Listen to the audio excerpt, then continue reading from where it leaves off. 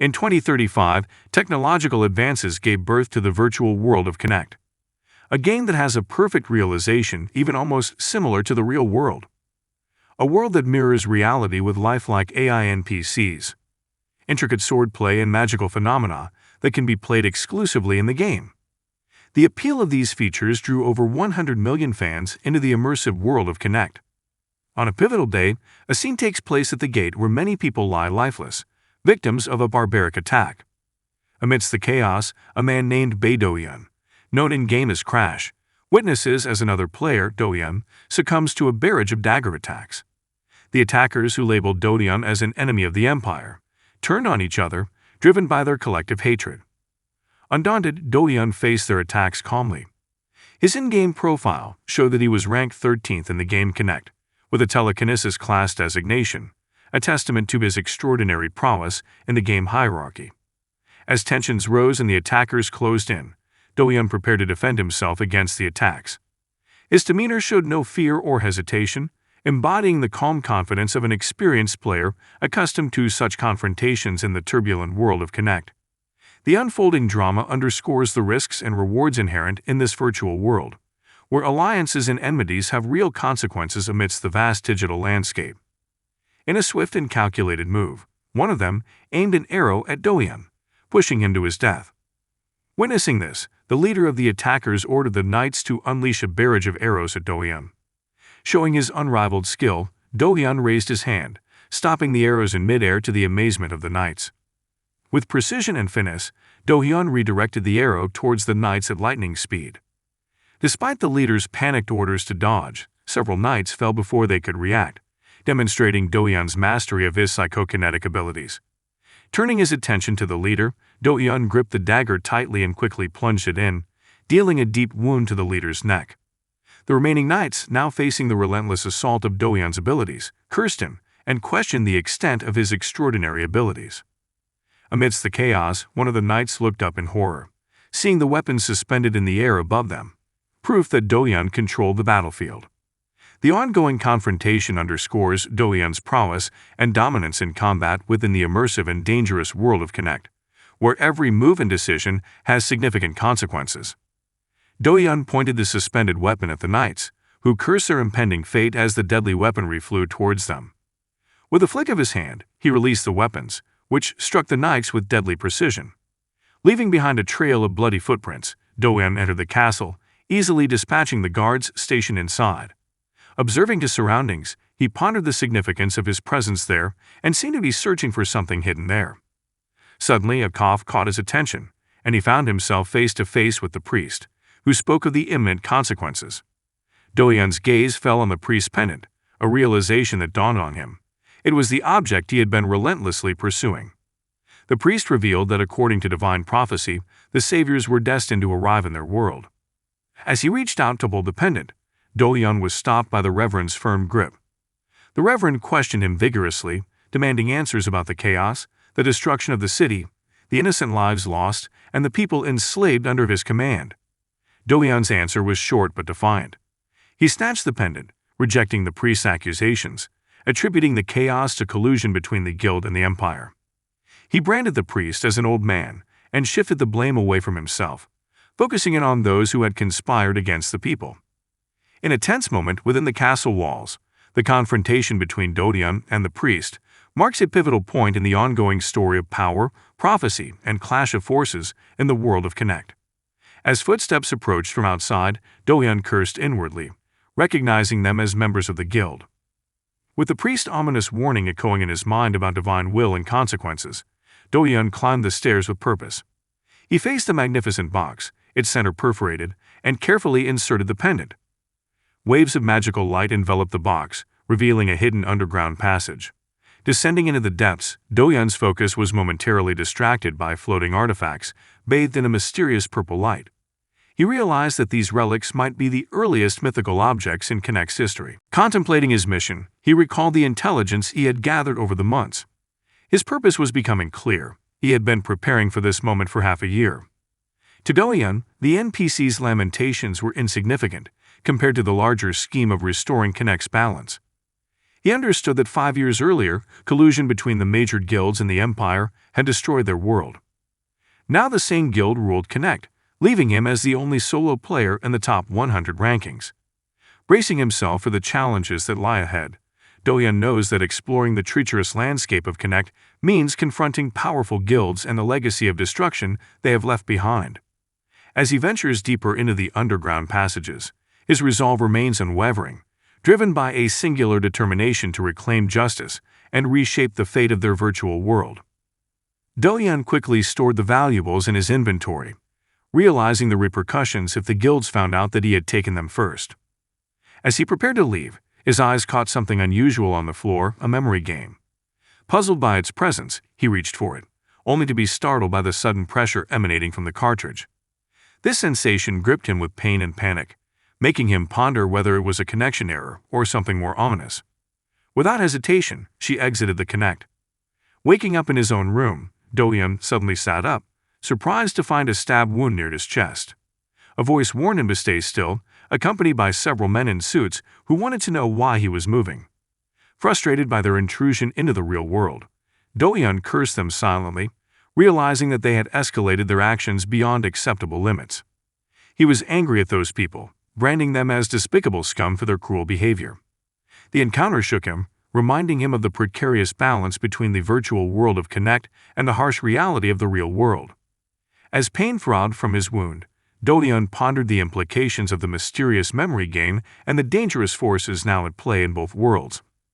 One of the men among the group reported to their leader that they had managed to capture Do-hyun and asked for clarification on whether they should take him alive. The leader's response was short: they had to kill Do-hyun, with no room for negotiation. Another member of the group asked what the leader had instructed, and the first confirmed that their president demanded Do-hyun's head. They arrested Do-hyun by force, taunting him that he had overestimated himself just because of his gaming ability, questioning whether he still felt fearless after becoming famous.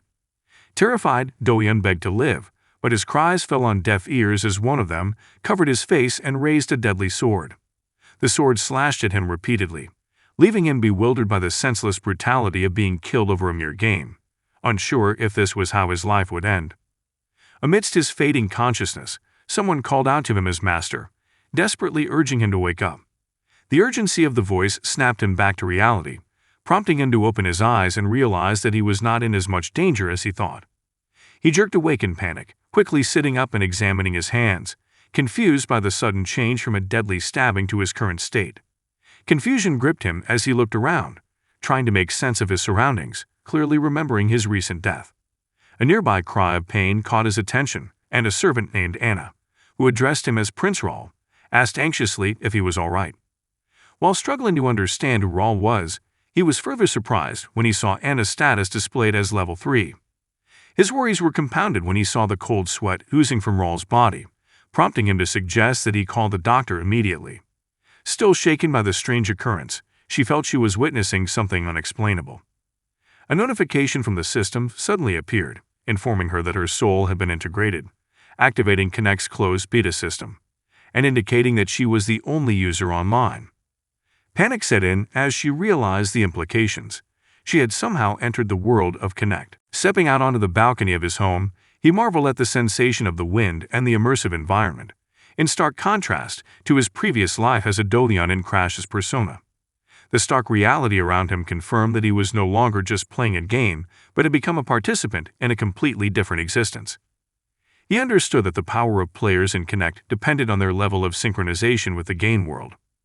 Most players usually have about 30% synchronization, but he found himself to be very high, approaching 90%. For a decade, he had maintained a prestigious rank 1 position until a major guild appeared. But now he realized that he inhabited a different body altogether. Reflecting on his good fortune, he regretted the time and effort he had invested to level up his previous body. Nevertheless, given that this was a closed beta phase, he pondered whether he was the only user of the system in this iteration of the world. Testing his ability, he raised his hand and confirmed that he could still access his inventory despite its closed beta status. Utilizing the user information scan command, he triggered the system to update its data, revealing the locked user information which he immediately reviewed. Determined to utilize his knowledge and power, gained from his past life, he decided to ascend once again to the top of Connect. With the system quickly providing him with updates and information, he strategized how best to navigate this new opportunity to regain his dominance and surpass everyone else in this changing reality. While enduring the lingering pain, he reviewed his current identity as Ra Ashton, the youngest son of the Ashton family, who held the fifth noble title in the Kingdom of Reuben. Reflecting on history, he recalled how Ashton County, the stronghold of the Reuben Kingdom, had been one of the first to surrender during the rise of Connect. The troubles in the region had begun with the sudden deaths of the nobleman and his eldest son, followed by the mysterious disappearance of the second son. This tragedy culminated in a coup when the youngest son, Ra Ashton himself, inherited the territory. During those turbulent times, the barrier protecting the forbidden area had crumbled, leading to failed attempts to repel a terrible invasion. Now, having realized his identity, Ra gazes at the beautiful city before him, knowing that it will be destroyed within the next 3 years. Determined to change this grim fate, he entered his room with determination, understanding that this was his last chance, no longer having the lives of Badoyan or Crash. Clenching his fists, he recalled the hardships he had endured as Badoyan, knowing that he must not miss the chance to start a new life. The prospect of losing this opportunity weighed heavily on him, driving him to ensure that history would not repeat itself. With the knowledge and experience gained from his previous life, Ra Ashton embarked on a mission to change the course of destiny in the world of Connect. He had the sword that lay on the table, realizing that his path to preventing the impending destruction of Ashton County lay in his own strength. The traditional coming-of-age ceremony looms a month away, offering her the opportunity, if she reaches the semifinals, to enter the Royal Academy, an important step to fortify herself against the kingdom's impending crisis. Despite her determination, she suddenly fell to the floor, disoriented with overwhelming fatigue after only a few practices. Checking her status, she realized that she was only at level 5. Even the difference was only 2 levels ahead of the maid, Anna, who stood at level 3. Understanding the urgency, he decided to immediately intensify his training for the upcoming tournament. When the day of the tournament finally arrived, Ra was surprised by the bustling crowd of participants. Bracing himself, he prepared for the upcoming battle. Ra remembered his coach's advice that even after 10 minutes of exercise, he felt exhausted. The results of the grueling qualifying rounds over the past month may have contributed to his current state, but Ra knew that he could not afford to falter now. As he looked around him at the competitors, determination etched on his face, Ra Ashton reaffirmed his commitment to rise to the top and protect his family's legacy. The trials ahead would not only test his physical abilities, but also his determination to protect Ashton County from inevitable destruction. He took a quick glance at the system, remembered that the last time he checked his level had gone up by 13, and felt confident in his stamina for the upcoming match. With a plan in place, Ra Ashton was confident he could advance to the semifinals of the tournament. Suddenly, he felt a blow from behind and quickly dodged it, causing it to fall harmlessly to the ground. As he turned his head, he was surprised to see a fist nearby, and the man apologized, explaining that it was an accident. The man introduced himself as Dian, accompanied by his cousins. Dian recognized Ra as a nobleman participating in the tournament, and said that he expected Ra to hide, perhaps overcome with nerves. Ra remained silent, quietly contemplating that Dian was his cousin and a figure from his past. Memories resurfaced of how Dian had bullied him during a swordsmanship training session, an act excused by their family's ethos of training with great intensity and treating everyone equally at the training ground, despite any injuries. Despite the history between them, Ra remained calm. He understood their family dynamic and their motto, but in his heart he was determined to prove himself differently this time. As they stood there, amidst the anticipation of the tournament, Ra knew he had more to show not only for himself but also for the future of Ashton County and his place in it. Dian's demeanor confirmed to Ra that he was nothing more than a bully who preyed on those weaker than himself. With a sneer, Dian warns Ra to retreat while there is still a chance, threatening not just one broken bone but every bone in his body. Mockingly, he instructed his cousins to let Ra pass, anticipating that Ra would once again succumb to fear and tears. As Dian walked haughtily by, laughing at his own cruelty, Ra clenched his fists with determination to defeat him decisively in the tournament final. Later, inside the halls of Ashton Castle, the butler approached a man with a report detailing the day's events at the tournament. The man, clearly interested, ordered the butler to hand over the report, and asked if there were any notable participants. Upon examining the list, the man was surprised and immediately asked the butler about Rawl's whereabouts.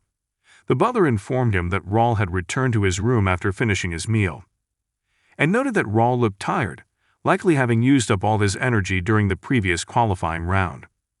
Count Melvin Ashton dismissed the butler with a nod, allowing him to leave the room. Melvin's face lit up with pride as he burst into laughter, expressing his joy that his son Rawl had made it to the group stage of the tournament. Melvin had never forced Rawl to practice martial arts, as he knew that Rawl was physically weaker than his brothers. However, Rawl had practiced diligently a month before the tournament. At first, Rawl struggled to last 10 minutes of training without fainting, but he persevered. Melvin was aware of the bullying Rawl experienced during practice because of his weakness. Despite his desire to help Rawl, Melvin held back, as he knew that Rawl needed to overcome challenges independently to avoid the perception of weakness. Rawl's progress had surpassed Melvin's expectations, impressing him greatly. He decided to visit Rawl after the finals were over. On the day of the finals, the audience eagerly awaited the culmination of the tournament, urging the competitors to keep the matches exciting and finish quickly. The enthusiasm of the crowd echoed throughout the arena, creating an atmosphere filled with anticipation and excitement.